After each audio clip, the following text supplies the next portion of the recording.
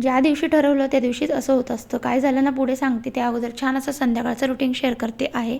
सोमवार असल्यामुळे उपवास असतोच आणि उपवास असला की लवकर स्वयंपाकाला लागायचं असतं.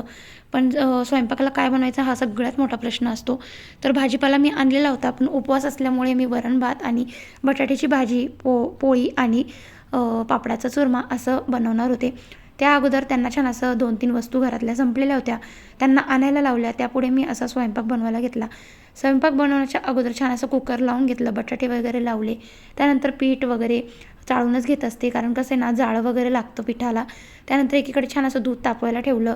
फोडणीसाठी जे काही लागणार होतं ते सगळं साहित्य चिरून ठेवलं.